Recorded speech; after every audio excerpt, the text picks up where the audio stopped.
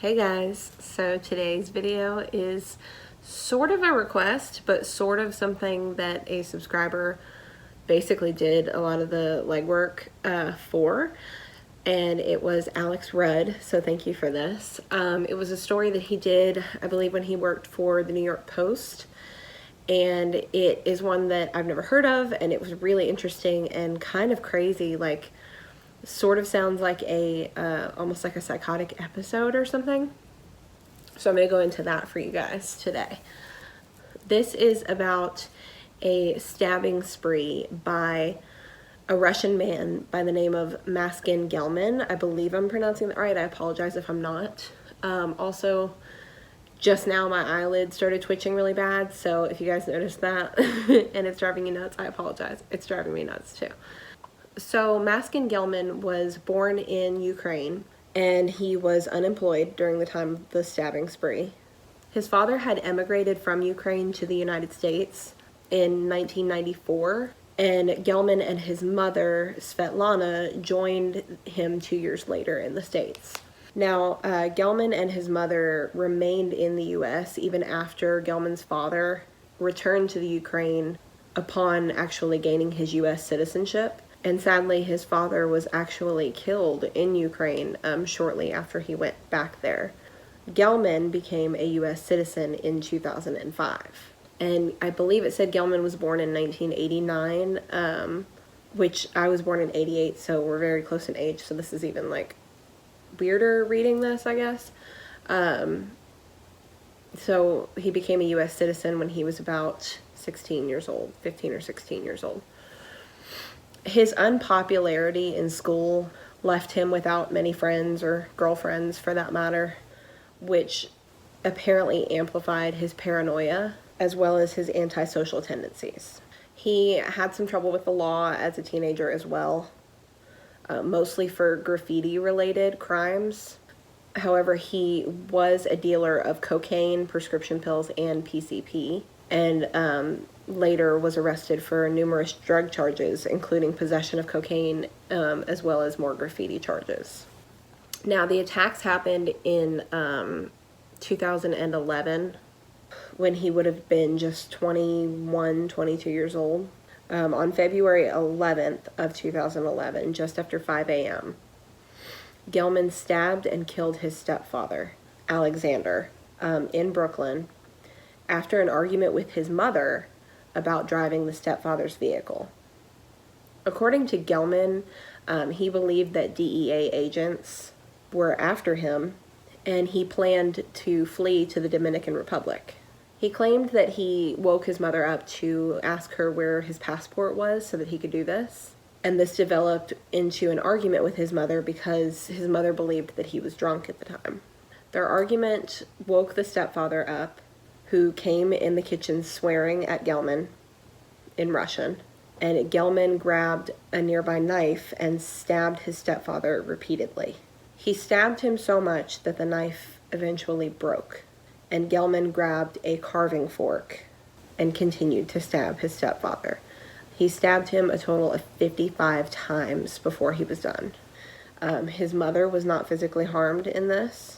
Gelman then took his stepfather's vehicle and sped off, and in the process of speeding off, he actually ran over a crossing guard and broke her leg. He later stated that he knew that he would be caught, but he was going to do everything he could to take down the rats who had wronged him. Gelman then went to the house of a female acquaintance named Yelena, where he killed her mother at about 10:30 that morning.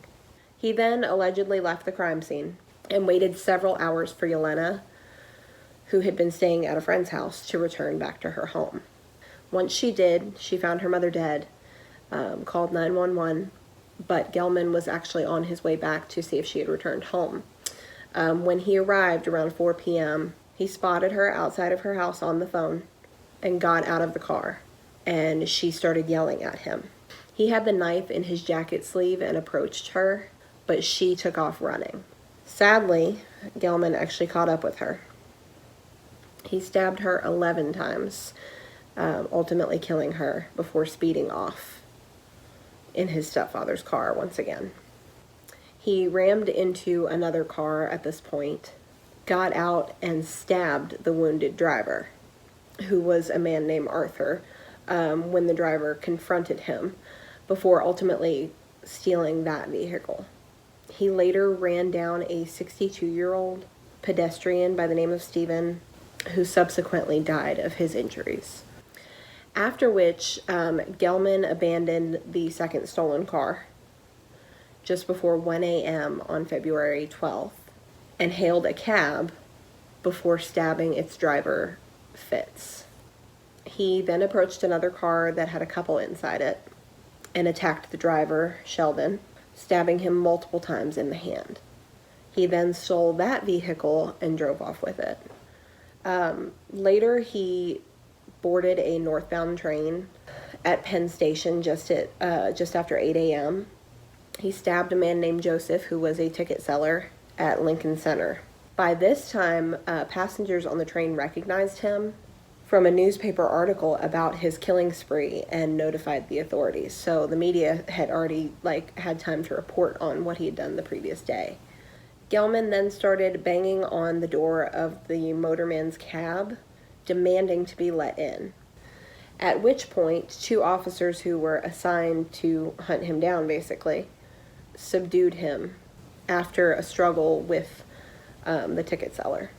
According to one story in the New York Times, when he had stabbed the ticket seller, he originally had knocked on the door and identified himself as a police officer.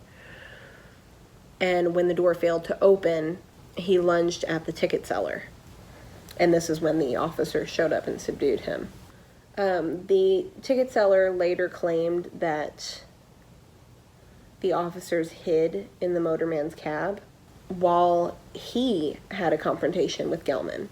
And they didn't come out until he had disarmed him and pinned him to the ground.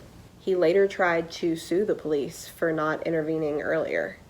On February 13th of 2011, Gelman was arraigned in a Brooklyn courtroom on charges of murder and assault. Onlookers who saw him being led to the courthouse reported that he showed no remorse and was claiming that he had been set up. Now, although no motive for the murders has been offered by the authorities, it's been speculated by the media that the rampage was triggered by Gelman's attempt at making advances on Yelena, the girl whose mother he murdered, were turned down. And on November 30th of 2011, Gelman pleaded guilty to all charges. On the 18th of January in 2012, he appeared in the New York Supreme Court for his sentencing. Sitting next to his attorney, it was reported that Gelman was being very unruly and was laughing or yelling at the judge and the family and friends of some of his victims. At the conclusion of the trial, the Supreme Court Justice Vincent Del Giudice sentenced Gelman to 200 years in prison, telling him, "You are a violent sociopath." And there were cameras allowed in the courtroom and photos showing his reaction at the time of sentencing that were widely distributed. And if I can find images or videos of that, I will insert them here. So yeah, this was a quick little story because, again, it all happened in the span of a day. And again, it really just seemed like some sort of psychotic break. Not that it was something that would be excused by insanity or anything like that, but a very interesting story nonetheless. So thank you so much, Alex Rudd, for suggesting this and sending me the article that you helped write, because I really enjoyed learning about this case. If you like this video, please give it a thumbs up. If you have any suggestions for videos, true crime or otherwise, please leave those in the comments below. If you would like to see more videos, hit the subscribe button. I upload new videos every Wednesday. And other than that, I will see you guys next week. Bye.